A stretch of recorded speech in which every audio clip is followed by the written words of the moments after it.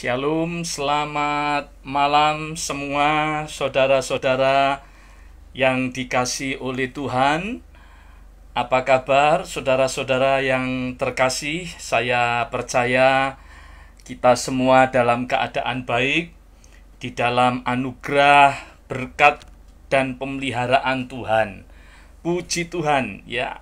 Kita bertemu kembali di dalam acara OTG, obrolan teman gua.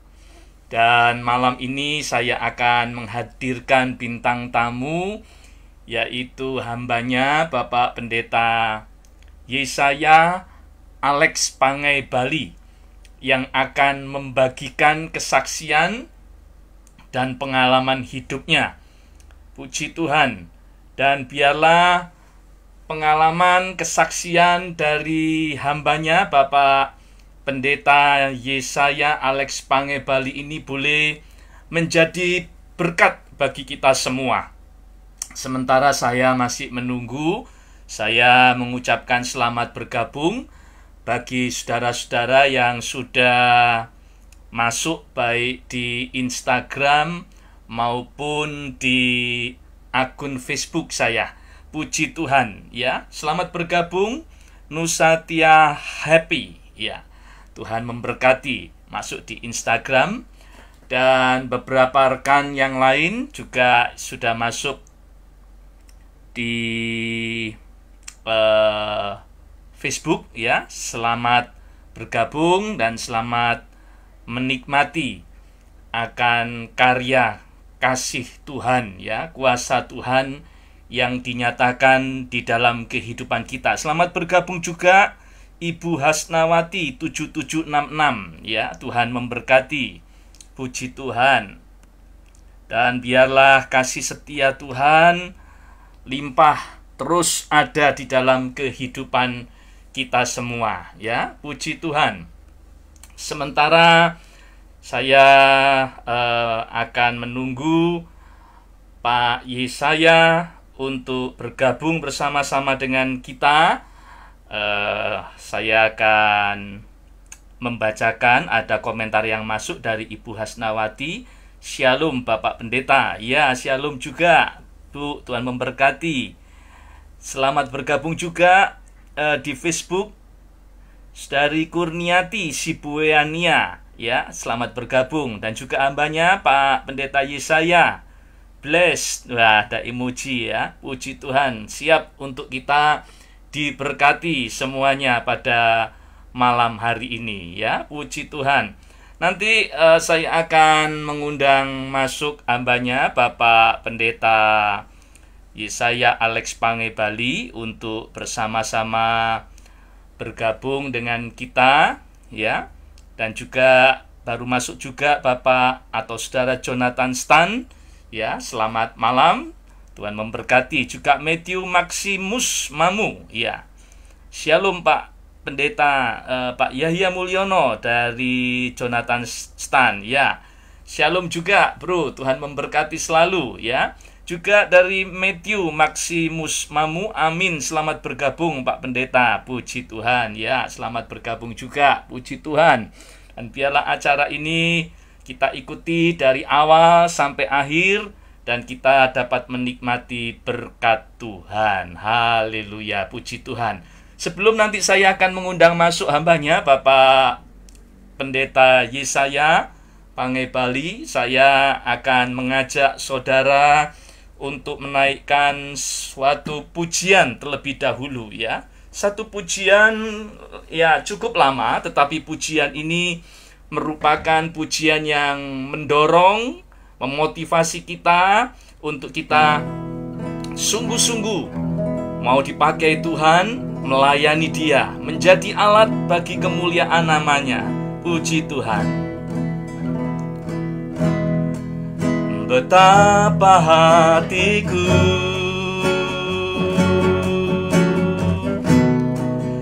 berterima kasih, Yesus, Kau mengasihiku,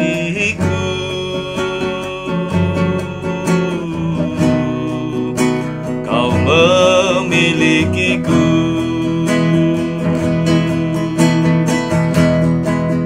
Hanya ini Tuhan persembahanku, segenap hidupku, jiwa dan ragaku, sebab tak ku miliki harta kekayaan yang cukup berarti untuk ku persembahkan.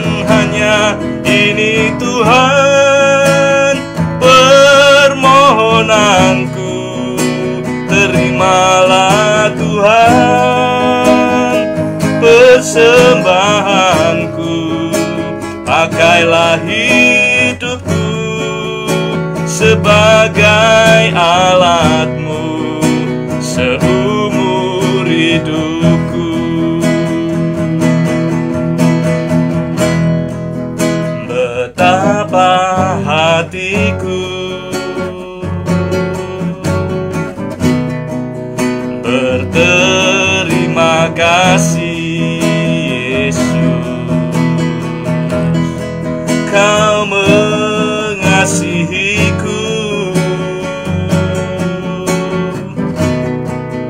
Kau memilikiku. Mari bersama-sama naikkan pujian ini.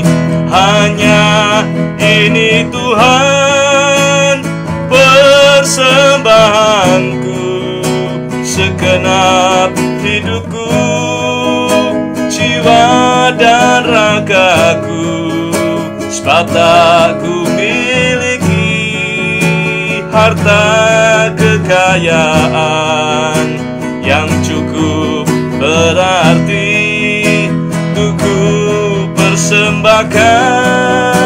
Hanya ini Tuhan permohonanku, terimalah Tuhan persembahanku. Pakailah hidupku sebagai alatmu seumur hidupku.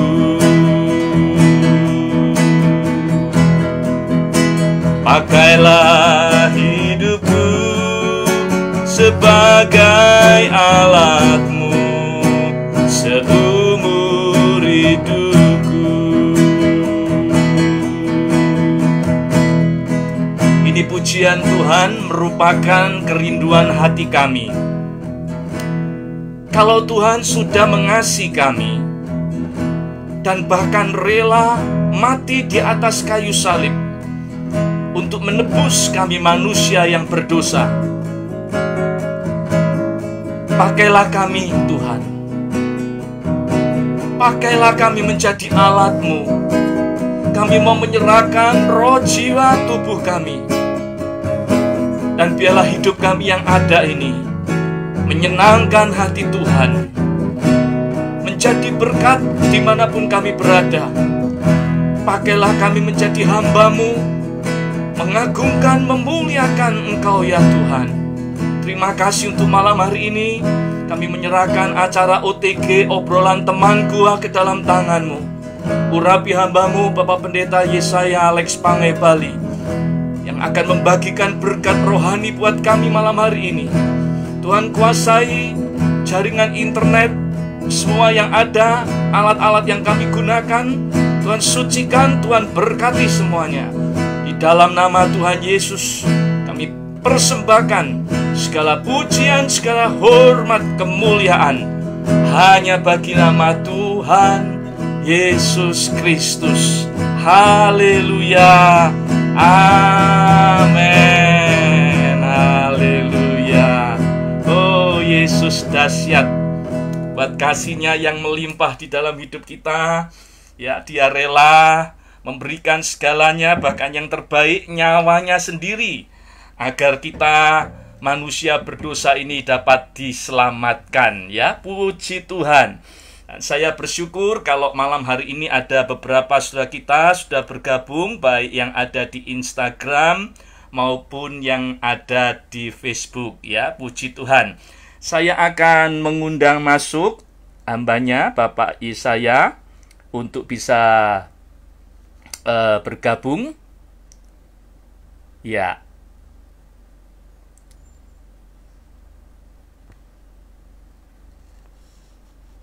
Puji Tuhan ya. Mohon sabar sejenak Bapak Ibu Saudara yang dikasihi oleh Tuhan, supaya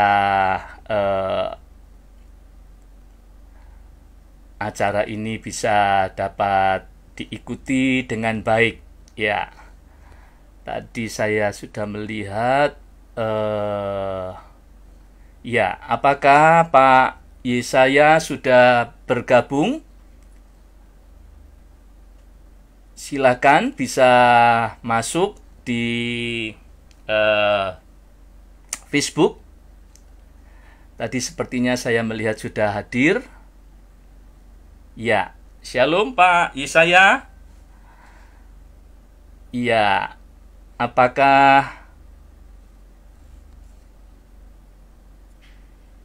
bisa diklik di bagian gambar 2 orang di bagian bawah, Pak Yesaya? Nanti akan saya undang untuk masuk ke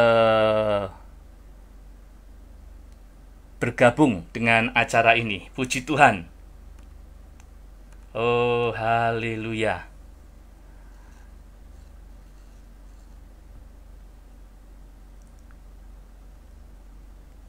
Iya.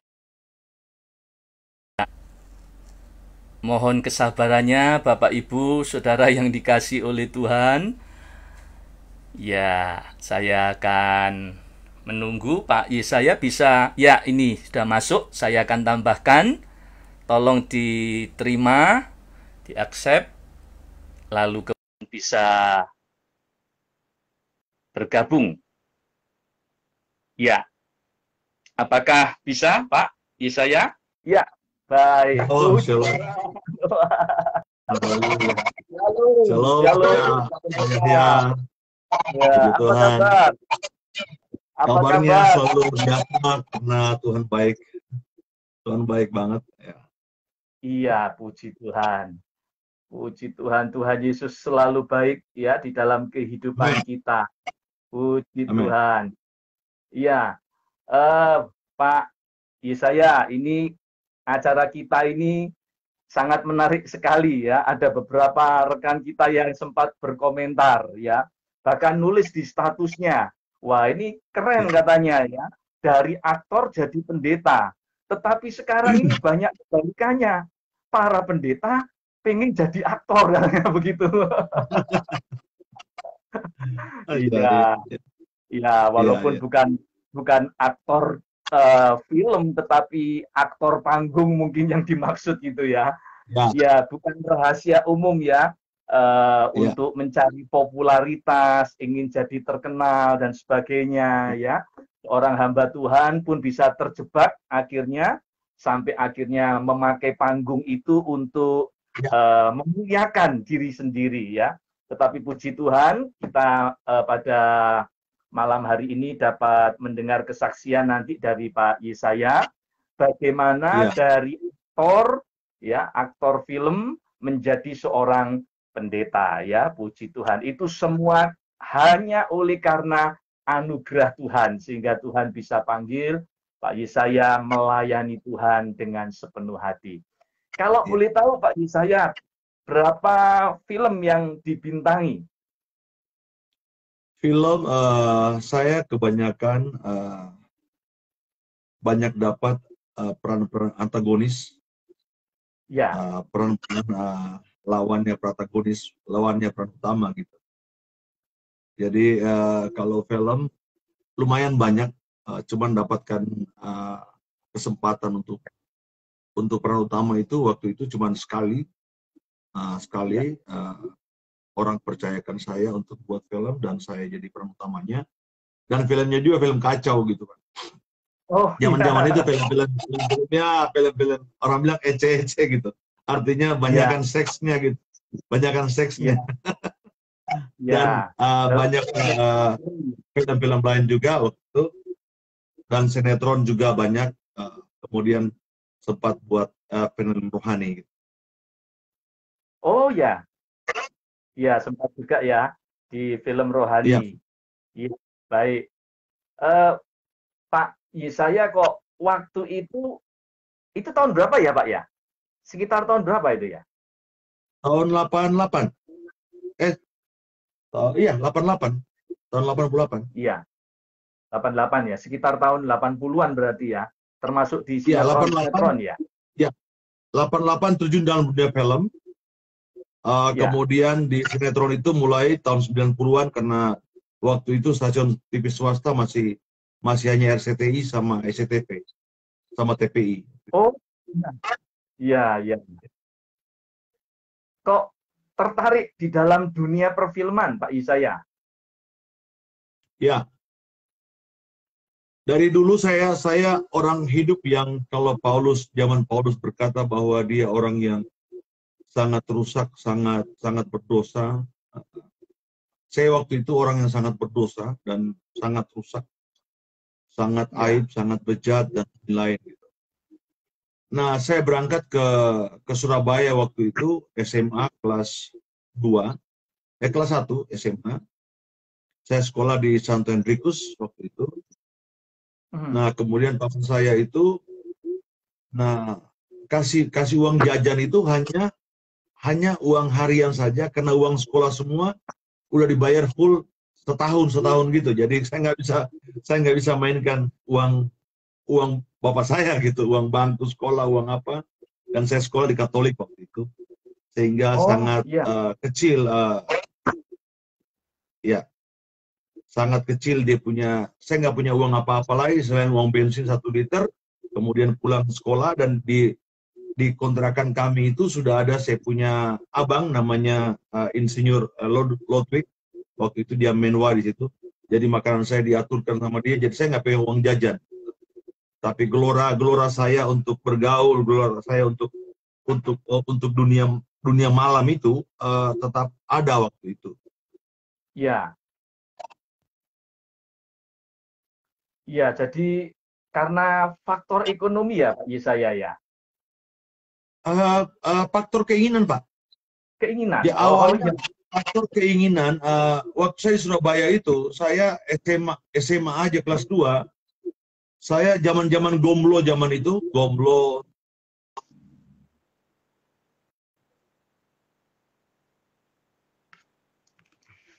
Iya.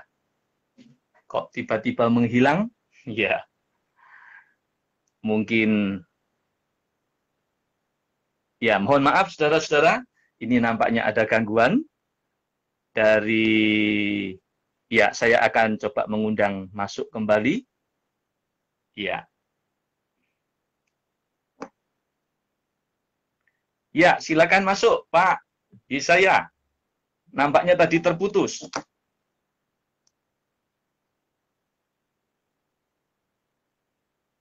Ya, apakah bisa terkoneksi, Pak Yesaya? Ya, ini ada sedikit gangguan. Mohon kesabarannya, saudara-saudara. Saya akan coba mengundang masuk kembali. Pak Yesaya bisa, apakah karena ya, keputus Pak ya? Ya, jadi sebenarnya keinginan untuk hidup seperti anak-anak di Jawa waktu itu yang membuat saya kemudian cari uang sampingan waktu itu. Jadi saya harus cerita dari awal, walaupun saya akan singkat-singkat supaya nyambung gitu.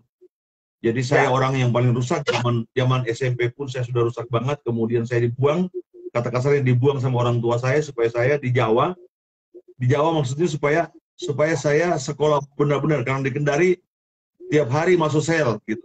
Hampir seminggu sekali itu pasti masuk sel gitu. Memang nakal Oh, banget. Jadi kalau bilang orang cerita nakal itu, saya luar biasa nakalnya dan luar biasa rusaknya hanya karena kemurahan Tuhan. Nah, tiba di Surabaya waktu itu, saya SMA di Santo Henrikus, SMA Katolik di samping ITATS. Nah, untuk cari uang tambahan sehingga saya ada dulu Hotel Simpang di Surabaya, depan Tunjungan Plaza. Nah, saya di situ bekerja, bukan bekerja sih, ya jadi premannya lah, dapat jatah dengan di usia masih SMA waktu itu. Nah, Oh, zaman-zaman itu belum ada diskotik banyak, itu hari klub-klub malam aja gitu. Dan saya harus cari uang karena uang sekolah saya sudah dibayar setahun, jadi saya nggak bisa mainkan uang bapak saya gitu. Bapak saya iya. orang kesehatan, jadi lumayan cukup. Tetapi memang saya pengen lebih gitu waktu itu, sehingga saya dunia malam. Oke, saya singkat cerita, saya pegang di salah satu tempat di Hotel Simpang. Itulah yang membuat saya bisa hiburan, bisa diskotik karena uang-uang dari situ. Nah, saya potong ceritanya tahun 88 saya berangkat ke Jakarta.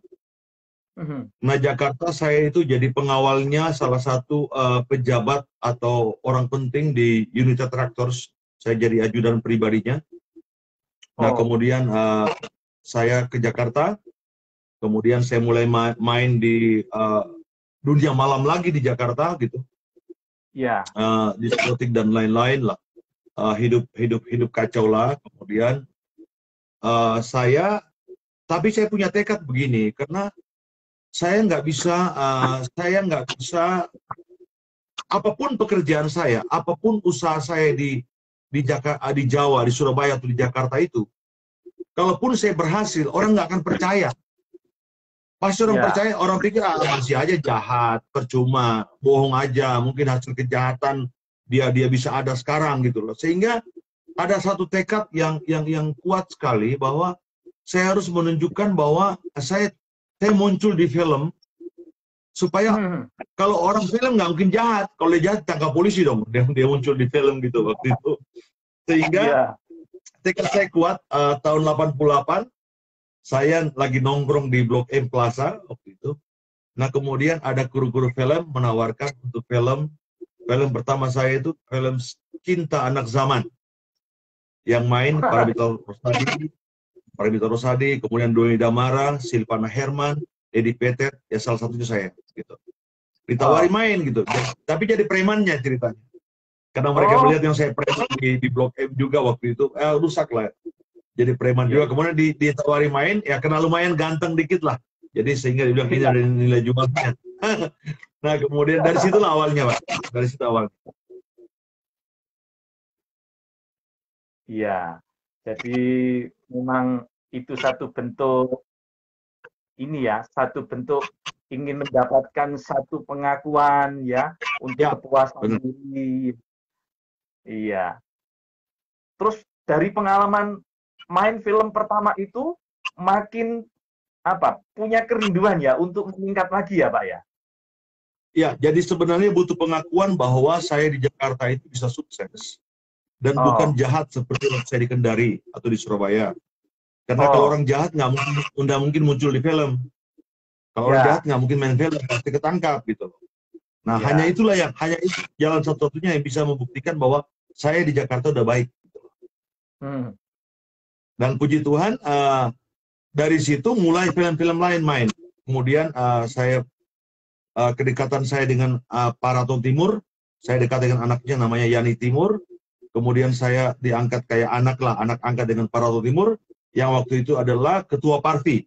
Ketua Parvi. Oh, Kemudian ya, saya tinggal di beliau, sekalian waktu itu pegang wartelnya. Saya masih ingat saya pegang usaha wartel mereka waktu itu. Nah, iya. luar biasanya adalah karena di Kendari ini nggak ada bintang film, Pak, zaman itu.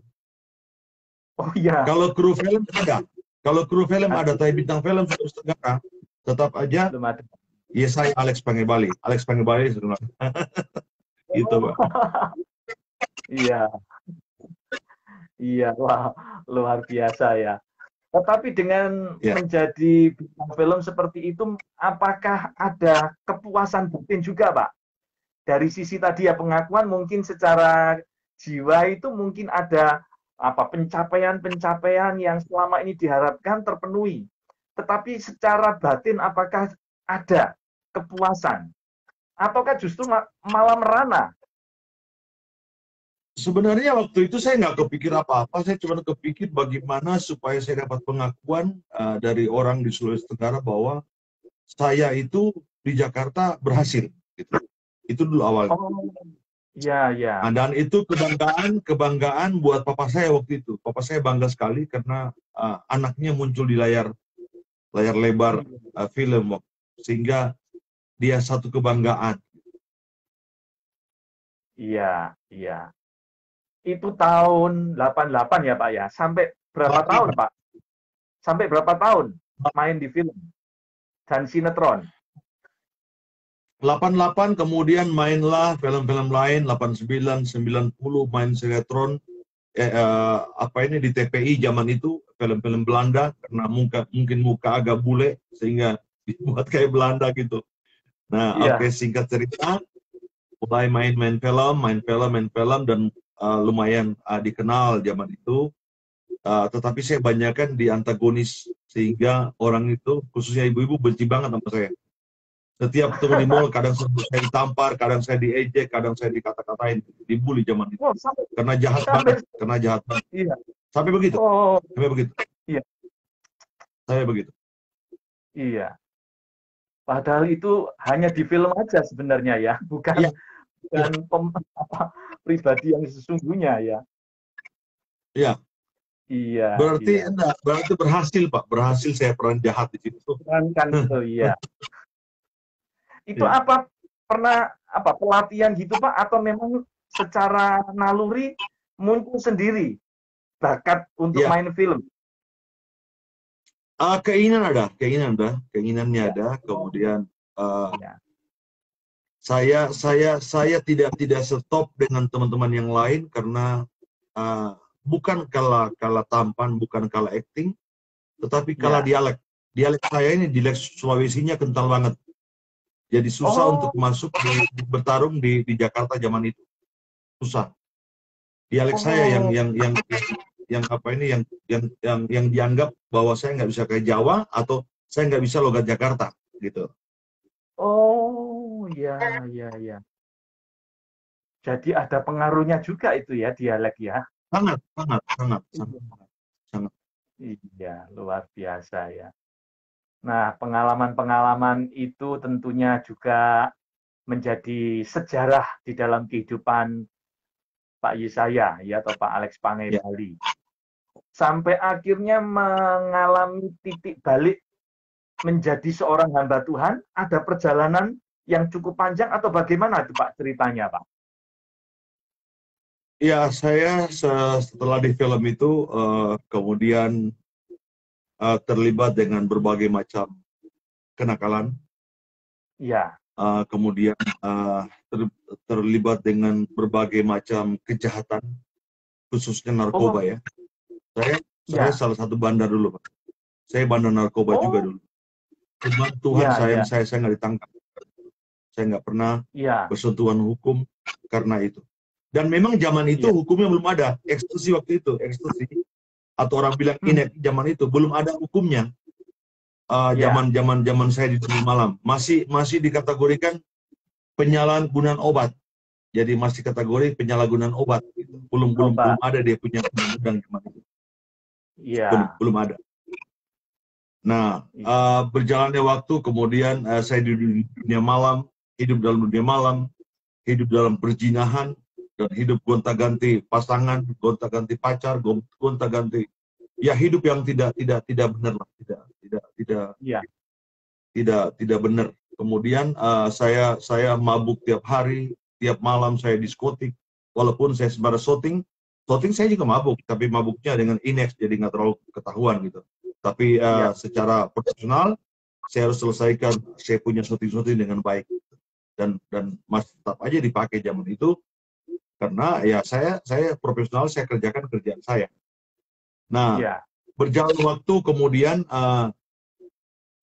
di tahun 87, tahun tahun 95 Pak, saya mau buat pabrik ekstasi Pak, Wah, iya. terbesar di Asia Tenggara. Ya, jadi kalau bilang Budiman itu nggak ada papanya zaman saya.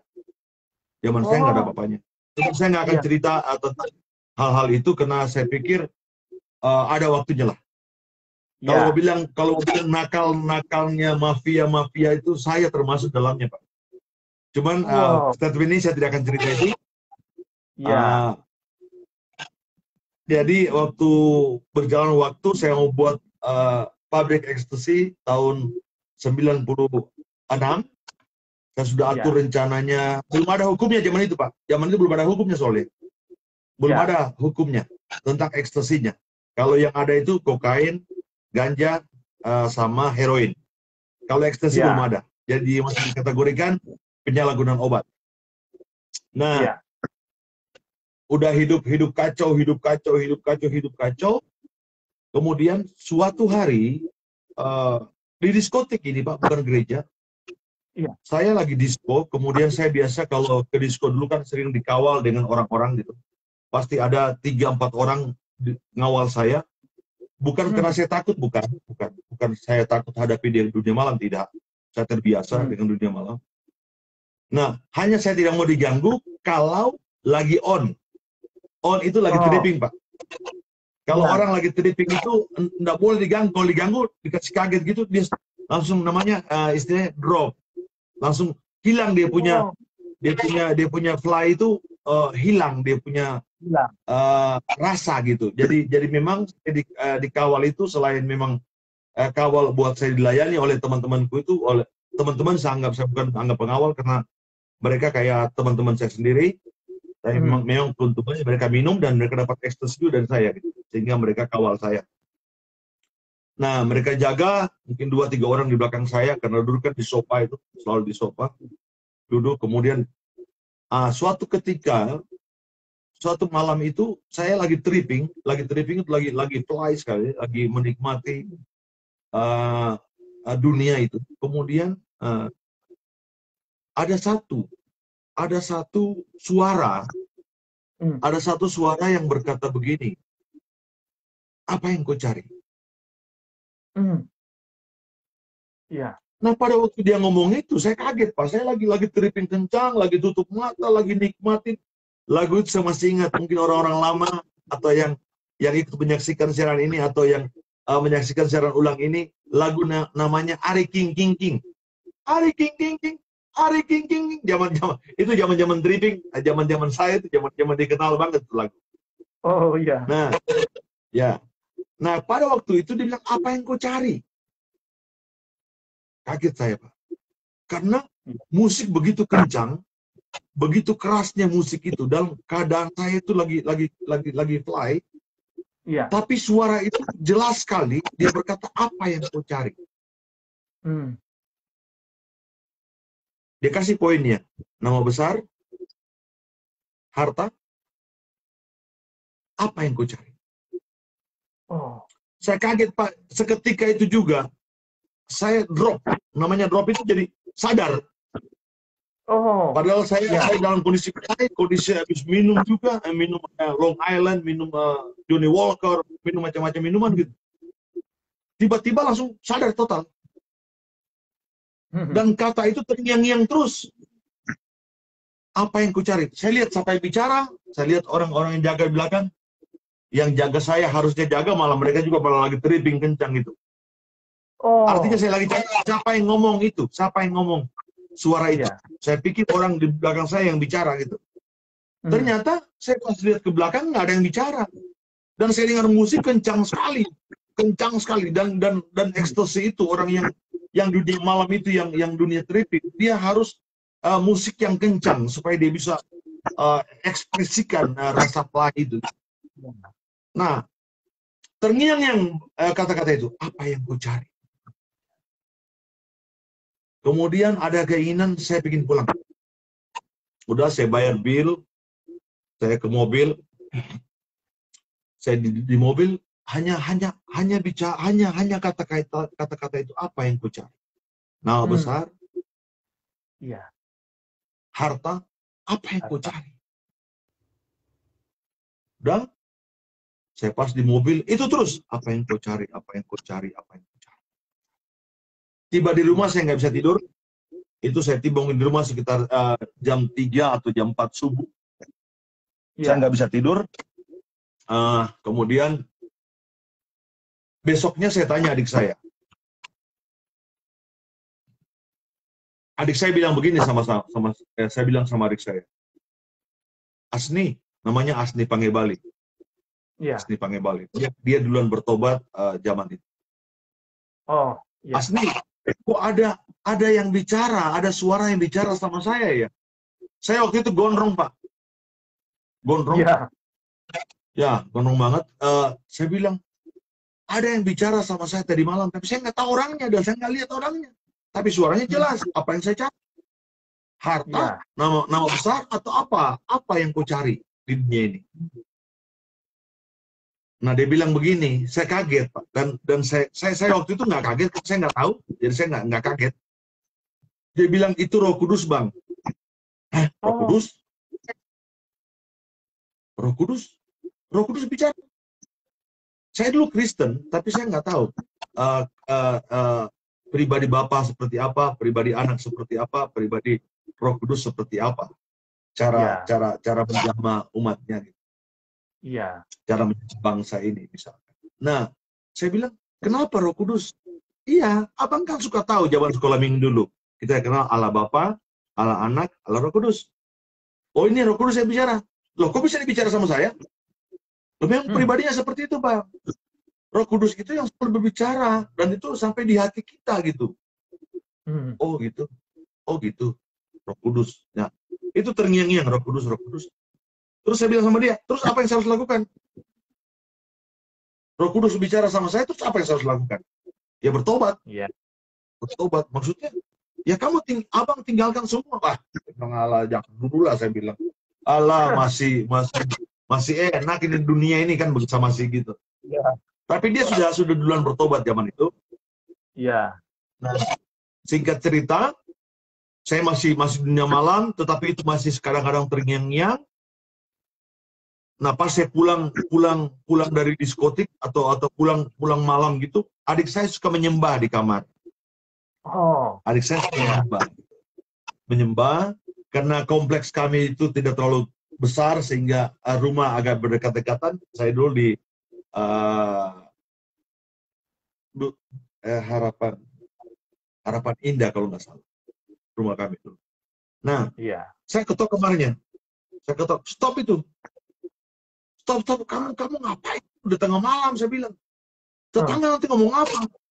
Tapi dia memang patuh, dia diam, dia berhenti. Udah saya masuk kamar, dan ada beberapa kali itu. Iya. Beberapa kali itu. Nah, saya tegur lagi, tiba-tiba ada gerakan untuk bertanya sama dia besoknya. Oh. Saya bilang, kamu gereja di mana? Dia bilang, saya di Tiberias zaman itu, di Tiberias, GBI Tiberias. Nah, oke. Abang mau ikut? Ayo. Tapi memang dari dulu, Pak Gembala, dari dulu ini saya nggak pernah nolak ibadah, Pak. Memang kehidupan saya memang nakal banget, tapi saya nggak pernah nolak ibadah gitu. Kalau orang ngajak ibadah atau ajak Natalan, saya nggak pernah nolak gitu. Dan nggak pernah keras hati saya untuk ibadah. Nah, cuman memang zaman di daerah saya itu dulu itu, mereka takut jumpai saya untuk bicarakan tentang Tuhan. Beda dengan pendeta sekarang. Makanya bersyukurlah orang sekarang. Pendeta menjangkau orang-orang rusak, orang-orang yang salah jalan, orang-orang yang dunia gelap. Kalau dulu enggak, malah dijauhi, Pak. Dijauhi, bahkan diceritain jelek-jeleknya. Nah, itu. Saya sempat agak sedikit luka waktu itu. Kok kamu bukannya layani saya, kamu ceritain kejelekan saya. Dan kamu hamba Tuhan ceritain saya. Gitu loh. Harusnya kamu layani saya. Nah, oke, singkat cerita, saya ibadah, saya gondrong, Pak, dan pergi ibadah. Nah, ibadah waktu itu, air mata saya tidak pernah berhenti, Pak. Padahal khotbahnya itu nggak ada hubungannya sebenarnya. Khotbahnya nggak ada hubungannya dengan pertobatan, tapi Tuhan bisa jamah sedemikian rupa. Itu pas pujian atau pas ya? Dijamahnya itu pas dengar pujian atau pas dengar khotbah? Dari pujian sudah ada, dia punya reaksi. Cuman waktu khotbah tentang kasih Tuhan, Hmm. Kematian Kristus buat kita di kayu salib, itu waktu mau perjamuan dia sebut itu air mata saya jatuh. Hancur hati saya, kemudian menangis. Bisa bayangin nggak Pak? Orang tinggi besar, kemudian rambut gondrong, diikat, kemudian menangis. Bisa bayangin nggak Pak? Nangisnya bukan nangis-nangis kayak menetes air mata, ingus-ingus sampai jatuh, kan malu. Sampai saya lihat kok, lihat kiri kanan, ada yang lihat gua nggak nih? Gitu. Ternyata nggak ada yang lihat saya. Gitu. Udah nggak nangis saya. Itu awalnya Pak. Itu awalnya Pak. Iya. Dari situ ya, hatinya mulai terbuka sama Tuhan. Iya, di situ awalnya. Iya, memang Tuhan itu bisa melawat kita di mana saja ya. Kayak tadi kesaksiannya di diskotik ya, lagi tripping Tuhan bicara, ya Tuhan melawat. Di gereja pun Tuhan juga bisa melawat ya. Nah, Tuhan itu luar biasa ya. Dia bisa melawat menjamah kita dimanapun berada. Ya, terus lanjutannya gimana, Pak Alex? Iya. Jadi kemudian habis dari situ, hati saya mau pengen ibadah terus, Pak. Dari situ hati saya mau pengen ibadah terus. Nah, kemudian saya ibadah itu, Pak, zaman-zaman di GBI Tiberias zaman itu. Saya ibadah bisa 5 kali, Pak. 5 kali saya ibadah. Jam 8, jam 10, jam 1, jam 3, jam 5. Jam 7 kalau nggak salah. Jam 5 kali setiap minggu. Setiap minggu diisi firman. Setiap minggu diisi firman dengan berbagai macam beberapa hamba Tuhan yang berbeda. Kan yang kalau khotbah kan sesi pertama siapa, kedua siapa, ketiga siapa, keempat siapa, dan itu firman terus masuk. Iya. Itu awalnya. Di situ mulai kerinduan luar biasa. Mulai juga tinggalkan juga pergaulan yang tidak berkenan, pergaulan yang buruk. Kemudian teman-teman lama mulai dengan sendirinya ditinggal gitu. Iya. Bahkan ada satu saya punya bos, kata kasarnya bos, salah satu pemimpin di Dharmala dulu, Dharmala Group, tapi bagian pembebasan tanah. Itu sampai-sampai dia bukan maksa sih, dia tidak bisa terima kalau saya berubah. Oh. Dia nggak bisa terima kalau saya berubah, karena kalau saya ada katanya, itu enak di diskotik. Oh, enaknya apa? Dia merasa safety, dia merasa aman, dia merasa nyaman kalau saya ada bersama-sama dengan dia. Itu. Oh, iya. Sehingga pada waktu saya berhenti, saya sudah mulai berhenti, dia otomatis berhenti, Pak. Karena dia nggak suka pergi disko kalau tidak ada saya. Oh, iya. Ya, kenapa? Karena saya ini juga pengawal dia, sering kawal dia. Ya. Semua ekstasinya saya yang pegang, ganjanya saya yang pegang. Pada waktu itu kalau dia butuh saya kasih, uang semuanya saya yang pegang untuk bayar bil, minuman dan lain-lain. Nah, pada waktu itu, dia ini udah bertahun-tahun menikah, tidak punya anak, ada mungkin 15 sampai 17 tahun menikah nggak punya anak. Iya. Nah, pada waktu dia berhenti itu, saya berhenti. Sekali dia pernah kerjain saya. Dia bilang, udah kalau kamu berhenti sini, tapi kamu temani saya. Oke, tapi saya nggak akan make ya ekstasi waktu itu. Enggak kok. Saya masih ingat kok, itu di Marimba. Di Marimba itu di Hotel Central. Ada satu klub di bawah namanya Marimba. Nah, ternyata tiba-tiba dia bilang, kamu minum? Enggak. Saya bir aja satu gelas. Oke, enggak apa-apa. Penghargaan saya kepada dia. Saya minum, tiba-tiba lagi beberapa waktu kemudian kepala saya goyang. Nah, ini saya tahu ini reaksi ekstasi. Ini saya tahu ini bukan reaksi mabuk, ini reaksi ekstasi yang dengan membuat saraf jadi pengen bereaksi gitu. Wah, dari situ saya pulang, Pak. Saya marah sekali dan saya pulang. Saya sudah bilang, saya nggak mau lagi gitu. Saya nggak mau dunia itu lagi. Saya datang ke sini karena hanya untuk temani temani Bang Zul aja, namanya Bang Jul Kifli namanya. Saya kesini hanya untuk temani Abang aja, tapi kalau untuk itu saya udah nggak mau gitu loh. Oke. Akhirnya dia minta maaf, kemudian dia minta maaf. Dari situ dia juga nggak pernah lagi ke diskotik. Dia nggak pernah, jadi kalau saya ketemu di lounge, hanya ngopi atau ngobrol atau makan. Nah, setelah saya berubah, dia tidak pernah lagi keluar malam, dia kemudian istrinya hamil, Pak.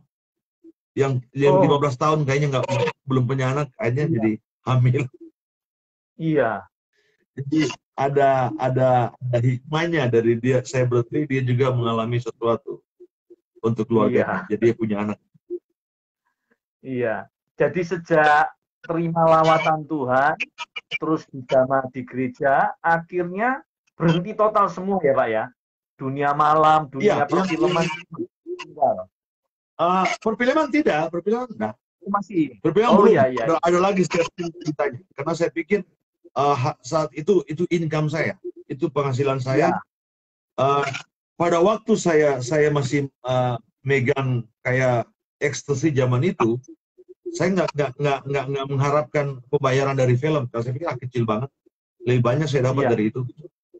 Nah, tapi setelah saya berhenti ya pakai ekstasi, otomatis saya harus tetap kerja untuk hidup saya. Tetapi sudah beda. Memang yang paling susah itu adalah perempuan, Pak. Yang paling susah perempuan. Karena begitu tambah saya cinta Tuhan, tambah makin banyak yang datang, yang orang-orang dulunya itu agak menolak dengan saya. Tapi pas saya cinta Tuhan, malah itu yang orang-orang yang punya nama lah, orang-orang yang punya nama ini malah yang datang gitu. Oh, iya. Jadi itu bentuk godaan ya Pak ya? Godaan. Sangat, Pak. Bahkan sempat saya ngomong, tapi memang dari dulu saya punya komitmen bahwa saya tidak akan pernah meninggalkan Yesus dengan apapun, oleh siapapun. Saya bilang walaupun anaknya presiden sekalipun, tidak akan pernah merubah iman saya mencintai Yesus. Itu yang komit saya dari dulu. Iya. Oke. Iya. Lanjut, Pak. Iya. Lanjut. Jadi setelah mengalami boleh dikata pertobatan ya, walaupun sudah Kristen, tetapi kan mengalami pertobatan lahir baru itu kan ketika dijamah oleh Roh Kudus. Nah, pengalaman bersama dengan Roh Kudus itu tentunya kan ketika kita membuka hati kita terus membangun persekutuan kita dengan Tuhan kan makin kuat dia itu bekerja di dalam hidup kita. Apa yang dialami Pak Yesaya sampai setelah mengalami pertobatan itu, apakah berhenti sampai di situ ataukah terus kemudian ya tadi kan tetap main film karena bagaimanapun itu untuk usaha ya, tetapi yang mau bikin tadi pabrik ekstasi itu nggak diterusin tuh Pak ya, berhenti semua ya. Gagal total. Tuhan ya. Terus sampai akhirnya jadi hamba Tuhan Pak. Oke, jadi saya singkat cerita. Ya, saya dibaptis. Saya ambil keputusan bahwa saya perlu dibaptis sebagai tanda pertobatan saya. Ya. Dan itu baptis Islam. Kemudian Pak Yesaya Pariyaji itu memberi nama saya Yesaya. Makanya nama saya Yesaya karena Pak Pariyaji sendiri kasih nama Yesaya. Oke. Ya. Setelah dibaptis, semua kejayaan masa lalu kayak rantai emas apa semua itu habis, Pak.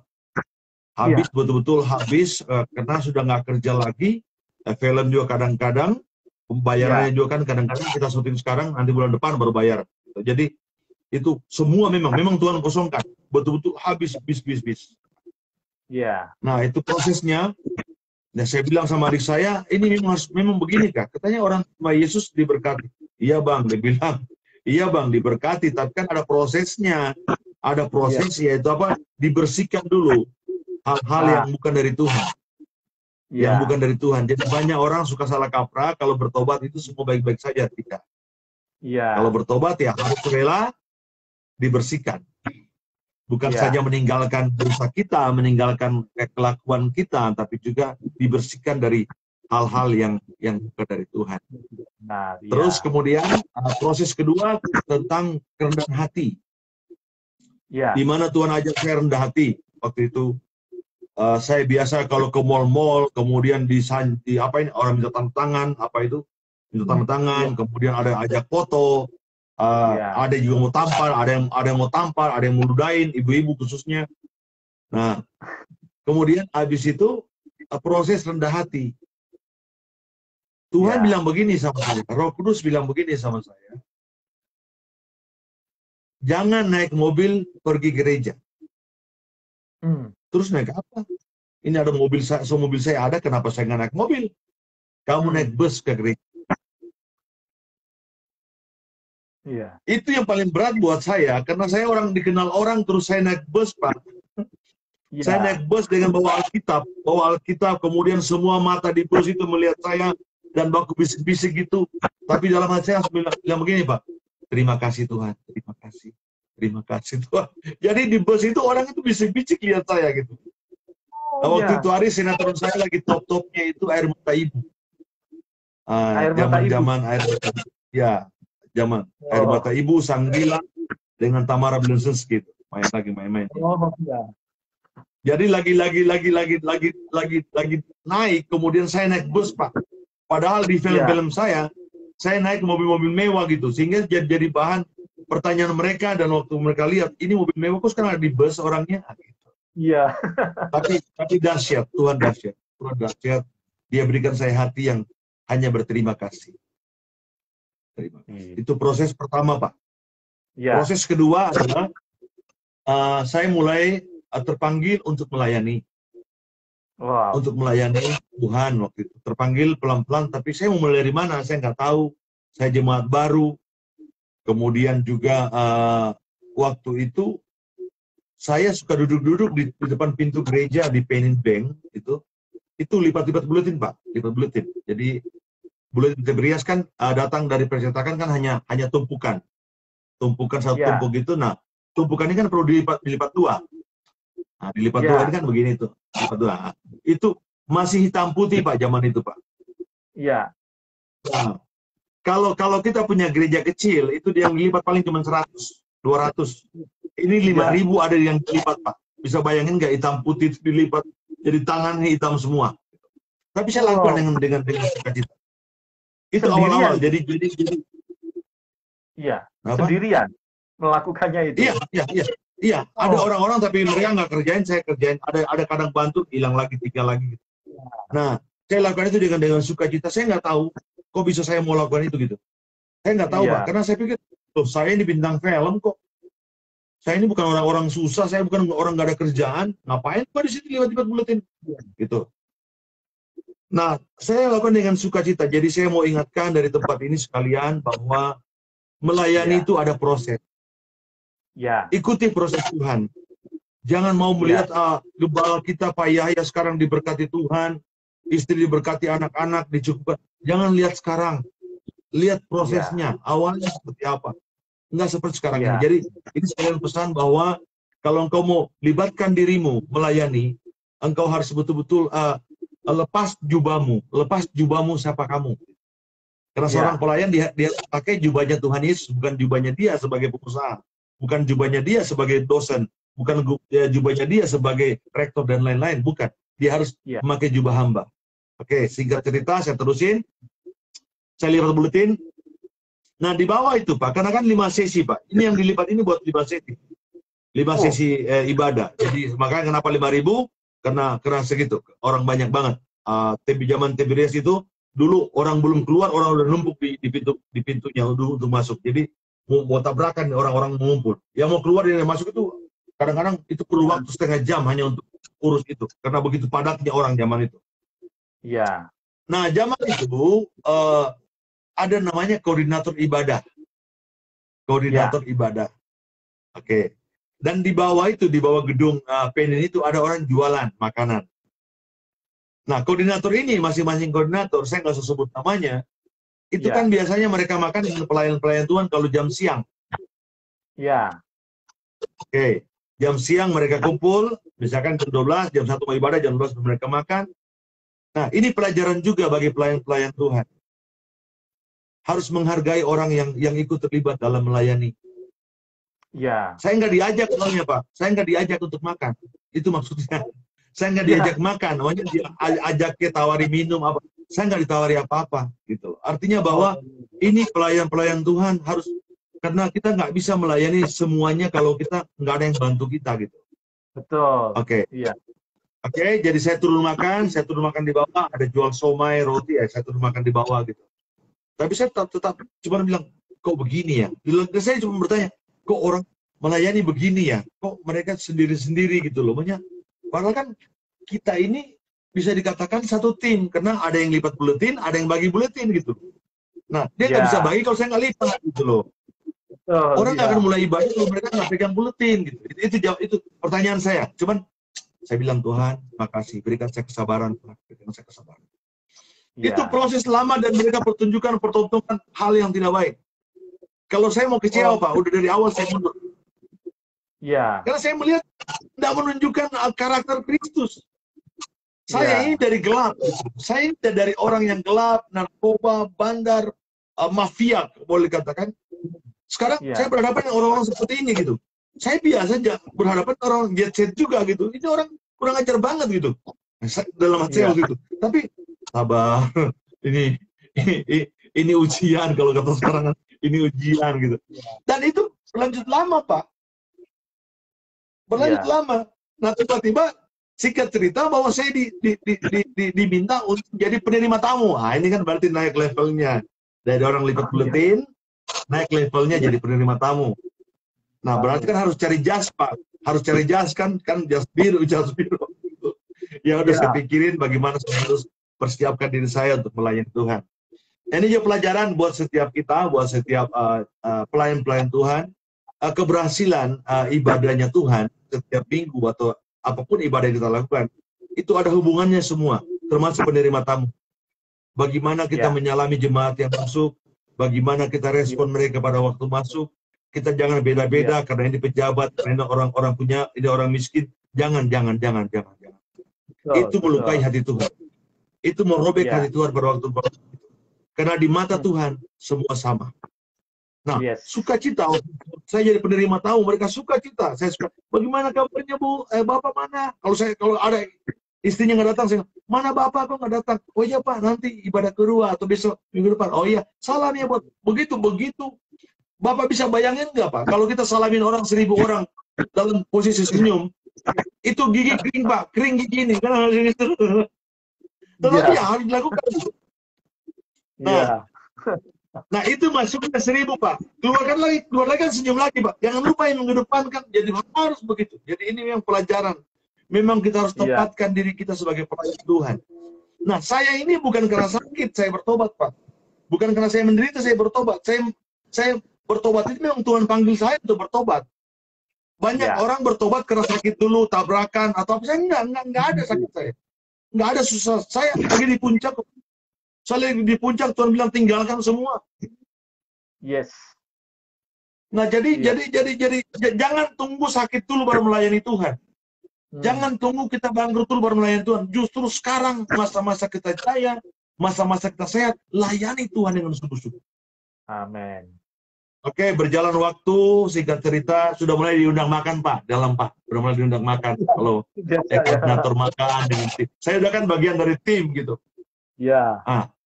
Nah, ternyata ada lagi, Pak, yang lipat-lipat buletin di situ. Itu paling saya cuma, karena mereka nggak diundang masuk, dan saya kan nggak mungkin, bukan wewenang saya untuk mengajak mereka masuk. Kadang saya cuma kasih uang untuk dia makan di bawah, gitu. Lu makan. Bagaimana apresiasi kita kepada pelayan-pelayan Tuhan yang lain. Ya. Karena saya pernah ngalamin itu, nggak dianggap gitu. Jadi saya harus anggap teman, karena ini bagian dari rangkaian ibadah itu berlangsung. Udah kita makan. Nah, saya mengambil keputusan melayani lebih lagi pada waktu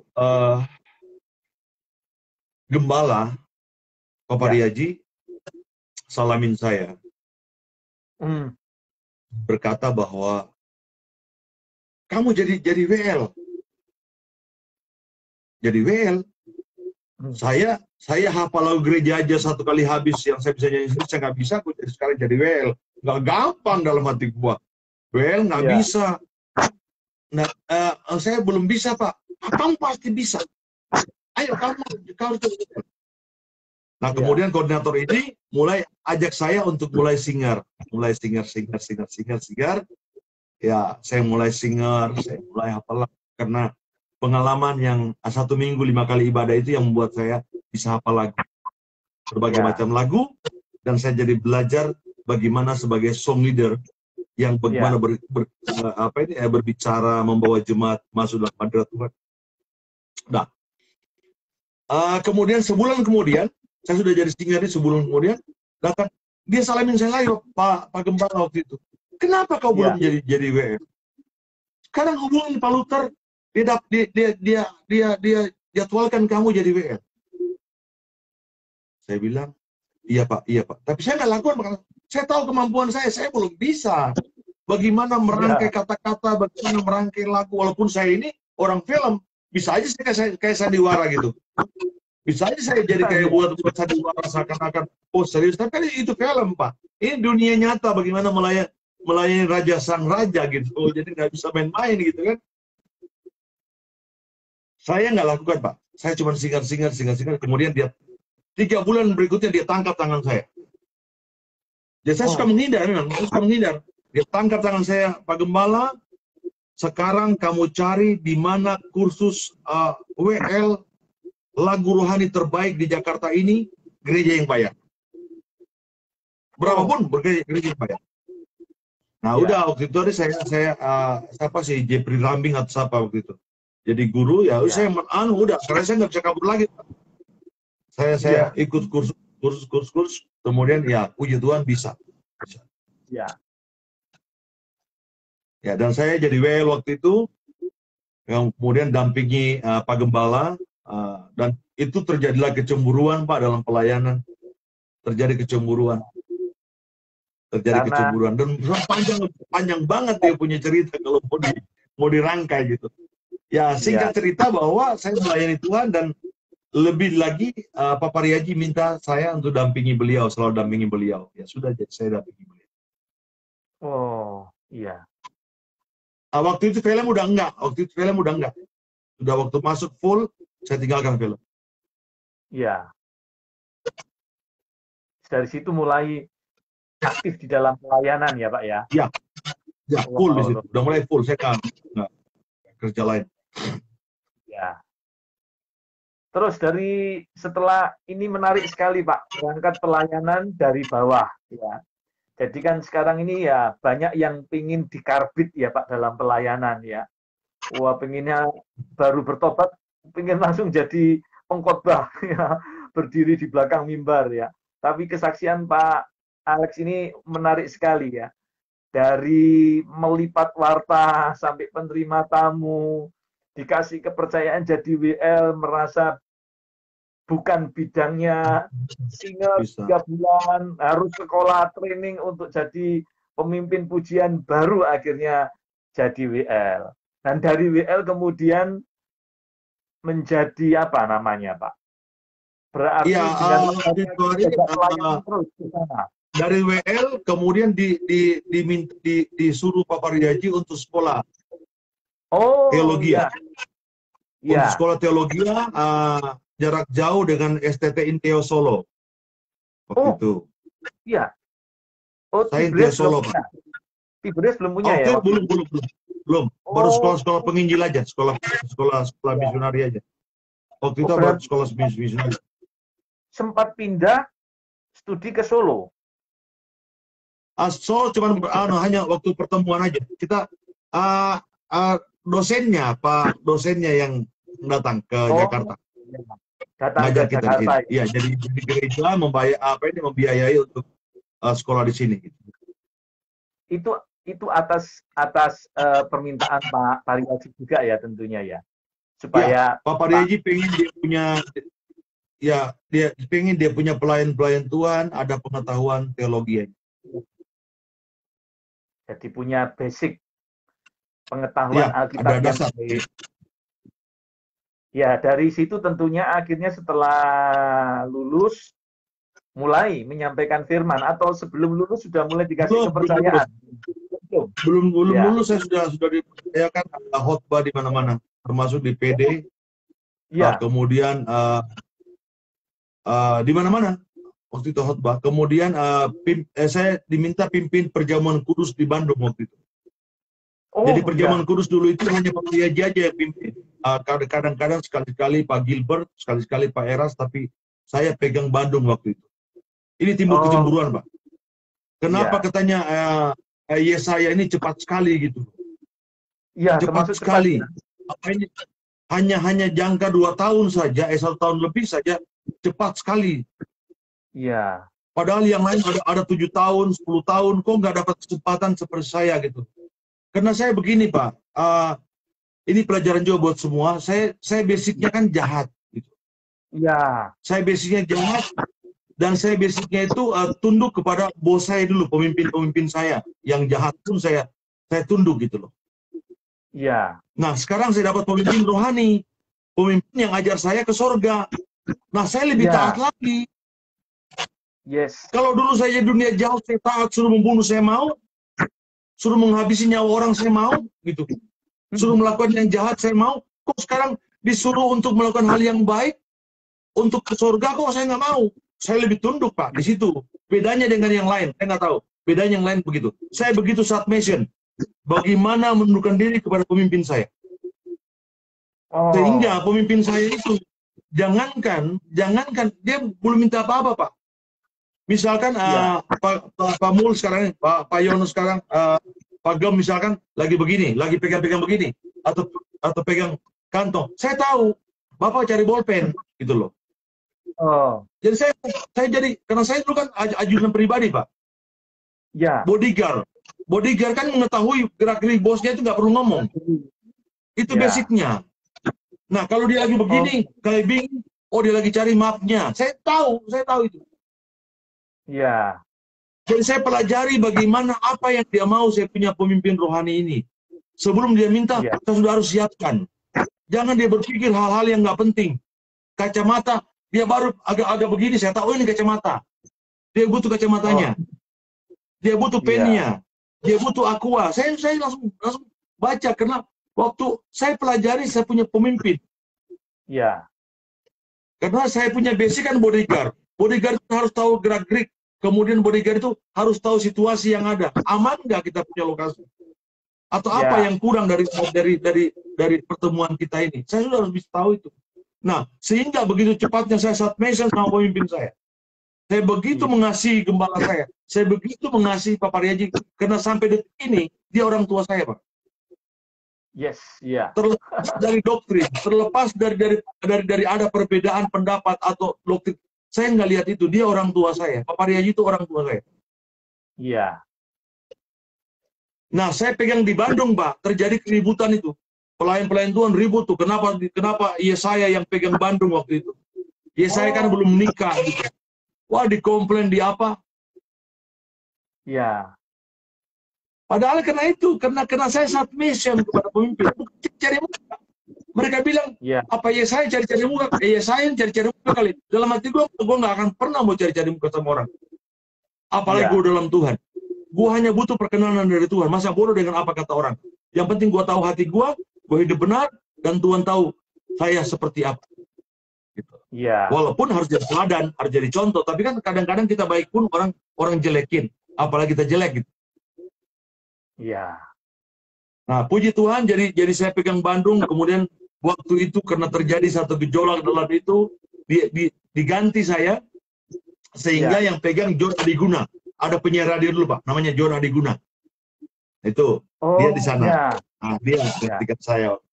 Nah, saya kembali ke Jakarta, di Jakarta, pelayanannya udah. Padahal waktu itu saya pegang 5 gereja. Kalau nggak salah 5 atau 4 gereja TBRS waktu itu di Bandung. Ya. Oh iya. Ya. Terus di Jakarta masih pelayanan lagi ya dengan masih khotbah di mana-mana masih. Iya, puji Tuhan ya. Menarik sekali nih Pak. Ini ada pertanyaan dari Jonathan Stan di Instagram. kecemburuan pelayanan rohani. Solusinya gitu. Kalau sampai di dalam pelayanan rohani ada kecemburuan, solusinya apa ini Pak? Ada tips yang mungkin bisa dibagikan nih. Pertanyaan dari Jonathan Stan. Oke, makasih Jonathan Stan. Tuhan Yesus memberkati. Solusi pertama, tidak ada lain sebenarnya. Yang saya alami waktu itu, yang saya rasa, ya saya berdoa sama Tuhan. Supaya, ujilah aku Tuhan, aku ini benar-benar enggak gitu. Dan saya nggak boleh balas mereka, saya nggak boleh marah dengan mereka. Ini bagian proses Tuhan untuk mengangkat kita, harus ada itunya. Nah, dengan kondisi seperti itu, tunjukkanlah bahwa kita punya integritas. Tunjukkan dari buah-buah pelayan kita gitu. Sehingga orang nggak bisa lagi menembak kita kalau kita tunjukkan, oh, lu ngomongin saya boleh, lu cabutan gua, tapi kan kau buktikan. Misalkan begini, salah satu contoh kecil, dalam melayani itu ibadah jam 8. Orang disuruh kumpul jam 7. Saya datang setengah 7. Bukankah saya lebih kalau secara manusia saya lebih berkenan gitu. Saya datang lebih awal daripada jadwal. Ya, saya tunjukkan dari hal seperti itu. Dari on time waktu. Nah, dengan demikian mereka pupus, mereka punya kecemburuan karena kamu nggak lebih dari saya kok. Dalam praktek pelayan kamu nggak lebih dari saya. Itu sih kalau dari saya, pertama berdoa sih, minta kekuatan. Karena nggak gampang, karena kita terpancing reaksi untuk marah. Iya, biasanya yang baru muncul, lalu kemudian di atas ada senior-senior, kok malah yang baru ini dikasih kepercayaan lebih, ini bisa menimbulkan kecemburuan tadi ya Pak ya? Oh, yang lebih parah ini Pak, sorry saya lupa tadi, yang lebih parah adalah pada waktu Pak Pariaji, gembalaku, orang tuaku, panggil saya dan berkata begini sama saya.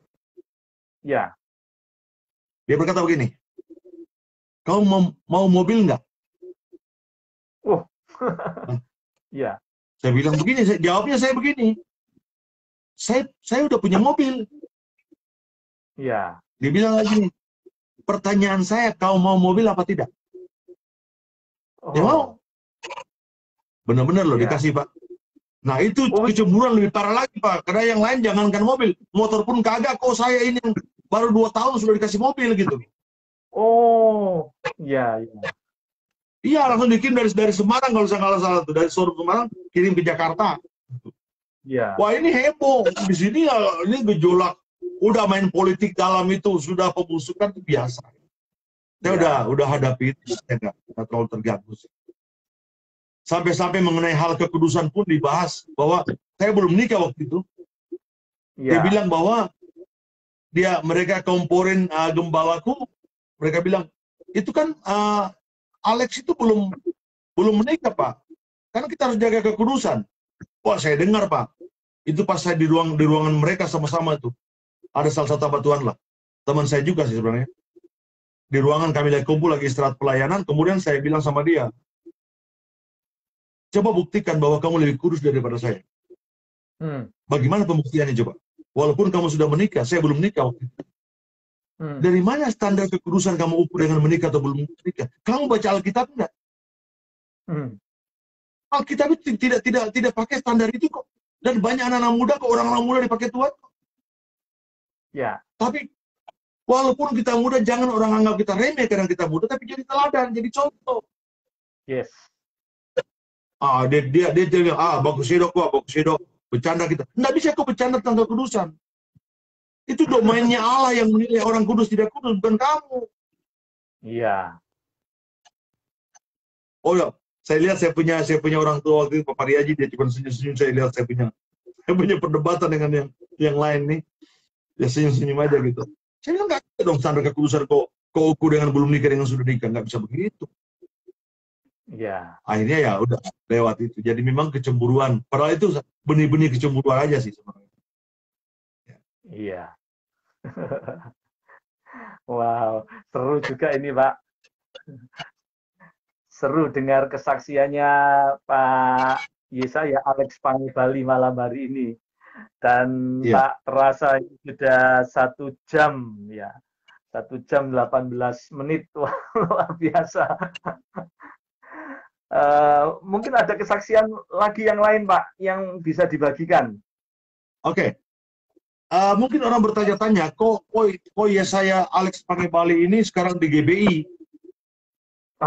Ya. Nah, ya kan? Saya kan dulu Ya. setia banget dengan GTI, Gereja TBRS Indonesia. Waktu dulu kan dia masih jadi GBI. Ya. Dulu namanya kan Gereja Betel Tiberias. Ya. Nah, pada waktu iya, waktu Bapak kan di PD1 juga kan Pak ya? Saya sering khotbah di situ dulu. Bersebelahan. Ya, di TBRS. Iya, betul. Tetangga gitu loh. Iya, tetangga dulu. Iya. Nah, sebenarnya saya nggak ada masalah yang prinsip dengan Tiberias zaman itu. Hanya karena saya tahu bahwa pengangkatan pejabat saya itu di Gereja Betel Indonesia. Oh. Nah, kalau saja terhadap pemimpin saya harus menghormati, apalagi sinode saya. Iya. Nah, kan itu kan pengayom gereja terhadap gereja. Saya tidak tahu apa urusannya mereka, kemudian ada tinggalkan GBI, tidak. Saya tidak, bukan wilayah saya untuk membahas itu. Yang cuman kenapa saya tetap di GBI adalah karena saya tidak keluar dari GBI. Ya. Yang mundur ini kan yang buat sinode baru kan GTI, Gereja TBRS Indonesia. Saya kan tidak, saya tetap GBI. Sehingga waktu itu saya tetap buat persekutuan doa saja waktu itu. Saya nggak langsung jadi gembala, ada proses lagi. Jadi gembala itu ada proses tertentu lagi gitu. Jadi setiap Tuhan angkat ada prosesnya. Nah, pahit lagi hidup kita karena saya kasih kembali mobilnya, saya kasih kembali. Mobil 3 kali saya ganti mobil, Pak, Tiberias. Oh iya. 3 kali ganti mobil. Semua nama hewan. Pemakan dari daging zebra, atau pemakan dari zebra, kijang, kuda, Pak. Ini dari zebra, semua nama hewan. Zebra, kijang, kuda. 3 kali. Dari pemakan rumput jadi pemakan daging ya. Oh iya. Habis itu Pak, saya mundur, saya balikin mobilnya. Terus saya mundur. Itu dia punya proses. Iya. Wow, iya. Dan kalau bicara saya jadi gembala itu proses lain lagi, Pak. Itu juga tidur dalam gereja, mengepel, udah itu prosesnya lain lagi tuh. Itu dalam lagi. Iya. Jadi setiap tantangan, setiap masalah yang saya hadapi pasti ada proses Tuhan. Yang lebih lagi, menghancurkan lebih lagi supaya dia dapati seperti apa yang dia mau. Bejana harus dihancurkan, kalau masih kurang dalam pandangannya dia akan hancurkan dengan cara apapun. Makanya saya bersyukur, saya minta kekuatan Tuhan, terus kuatkan saya dan saya mau diproses sampai kapanpun. Proses saya seperti apa yang Tuhan mau, apa menyenangkan hati Tuhan. Iya. Sampai yang terakhir, kalau saya mengikuti di Facebook Pak Yesaya bersama Pak Pendeta Saifuddin Ibrahim ya, safari pelayanan. Oh ya. Ini Pak Yesaya setir sendiri mengantar pelayanan bersama-sama pelayanan. Wow, luar biasa. Saya ada anak muda satu namanya Son namanya. Jadi ada anak muda satu yang kadang ganti-gantian gitu dengan saya. Iya. Memang saya nggak izinkan Pak Saifud untuk nyetir.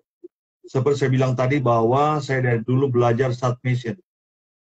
Yes, ya. Dengan pemimpin saya harus start mission. Karena ini pesan buat teman-teman yang sudah mulai standar jadi pemimpin dengan baik. Hormati pemimpinmu, hargai pemimpinmu. Walaupun mungkin kamu lebih pintar, lebih cerdas, kalau dia pemimpin kamu harus hormat.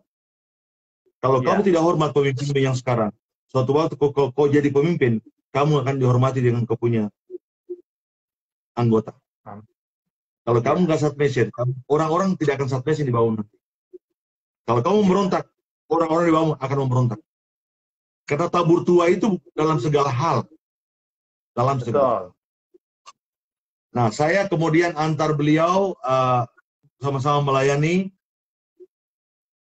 ada cerita sih, ceritanya statement sendiri Pak Yahya. Kalau kita cerita lagi bagaimana pertemuan saya, perjumpaan saya, dan kami mulai melayani waktu zaman-zaman beliau di penjara, ada 100 orang lebih dibaptis, ada terima Yesus 160 orang gitu. Itu lain lagi ceritanya, soalnya terlalu panjang sekali dan bisa sampai subuh ini kita bicara.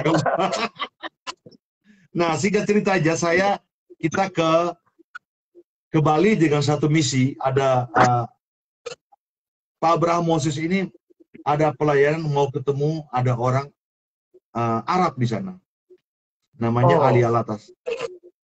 Ya, kemudian saya teman beliau, kemudian kita mampir di Surabaya, kita nginap di Hotel Rock, bukan nginap sih, cuman hanya rehat sedikit di Hotel Rock, kemudian kami lanjut ke Banyuwangi, kemudian waktu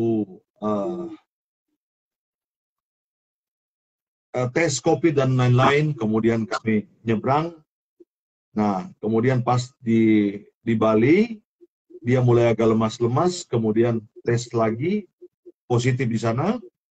Jadi, tapi setelah sudah ketemu dulu dengan Ali Alatas ini, sudah on di YouTube waktu itu, sudah selesai on, kemudian dia singkat cerita dirawat di Rumah Sakit Surya Dharma, Bali, Denpasar. Itu kurang lebih seminggu sampai 9 hari di karantina di sana, isolasi. Ya. Dan puji Tuhannya adalah orang kaget kenapa? Karena kok dia positif, kita tidak. Oh, iya. Karena satu mobil padahal kan, satu mobil kita. Mobil kan AC, terus nggak ada udara keluar masuk. Nah, saya dengan Zon di tes swab tidak, dan 2 kali kami di tes swab tidak. Yang kedua PSR yang kedua tidak. Tetap aja negatif. Tuhan hebat, Tuhan dahsyat. Tuhan iya. Harusnya itu 3-3-nya tuh, karena satu ruangan. Iya, satu ruangan sama-sama terus ya, selama perjalanan. Iya, sama-sama terus. Iya. Dan kami melayani di sana. Beliau waktu di isolasi, saya juga melayani beberapa orang, khususnya orang-orang dari Bali, gitu. Saya ajak ngobrol tentang kasih Tuhan. 2 orang lah, 3 orang.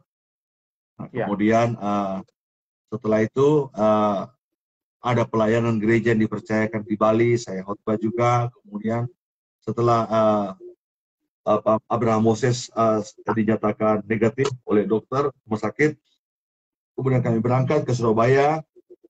Dari Surabaya kami berangkat ke Semarang, padahal agenda nggak ada Semarang. Di Semarang nggak ada agenda, harus dari Surabaya balik ke Jakarta. Tapi ternyata di sana dikasih jiwa lagi sama Tuhan, melayani, dapat jiwa lagi kami, menangkan jiwa lagi di sana, kemudian melayani di gereja, kemudian dari situ kami pulang ke Jakarta. Gitu. Iya.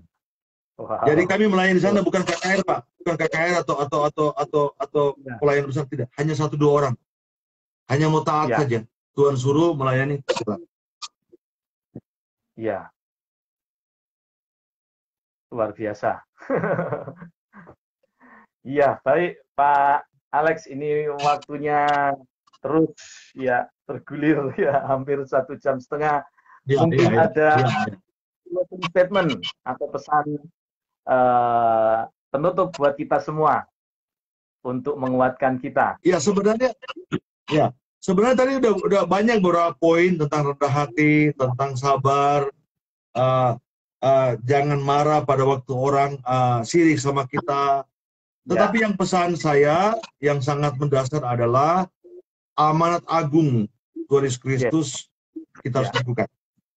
Tugas menginjil, tugas memberikan kabar sukacita kepada siapapun juga, itu bukan cuma tugas gembala, bukan tugas pemimpin gereja saja atau tim pengembalaan, bukan.